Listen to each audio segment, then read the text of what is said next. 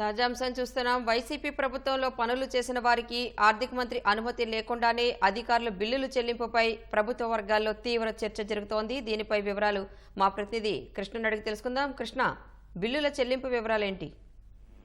రాని ఏదైతే గతంలో 2014-19 మధ్య తెలుగుదేశం ప్రభుత్వ హయాంలో జరిగిన పనులకు సంబంధించి బిల్లులు ఇంకా పెండింగ్ లోనే ఉన్నాయి. ఏదైతే గత 5 ఏళ్లు వైకాపా ప్రభుత్వం ఉన్నప్పటికీ కూడా కక్ష సాధింపు చర్యల్లో భాగంగా ఆ బిల్లులన్నింటినీ కూడా పెండింగ్ లో పెట్టి వారికి చెల్లించకపోవడం అంటూ జరిగింది. అయితే తాజాగా కూటమి ప్రభుత్వం ఏర్పడిన తర్వాత మొత్తం ఈ బిల్లులు చెల్లింపు విధానాన్ని ఒక సరళీకృతం చేసి ఒక పద్ధతి ప్రకారం వీటిని అన్నింటినీ విడుదల చేయాలని చెప్పి ఒక నిర్ణయానికి అనేది వచ్చారు.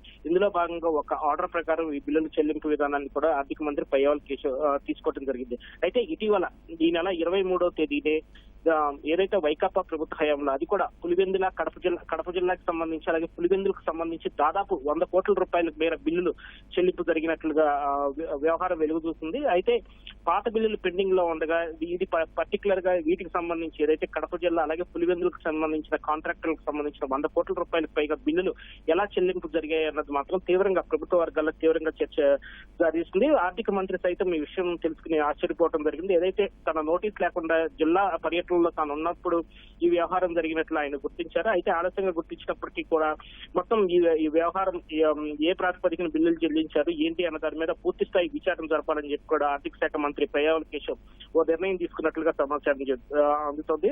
అలాగే యూసుల పేరుతో బిల్లులు జరిగిందనే వాదన ఆర్థిక శాఖ వర్గాలు తెరపైకి తెచ్చాయి. అయితే మొత్తం మీద ఈ ఘటనకు సంబంధించిన పూర్తి వివరాలు కూడా ముఖ్యమంత్రి దృష్టికి తీసుకెళ్లి మొత్తం వ్యవహారం మీద చర్యలు తీసుకోవాలని చెప్పి ఆర్థిక మంత్రి పయ్యావుల కేశవ్ యోచిస్తున్నట్లు సమాచారం. ధన్యవాదాలు కృష్ణ.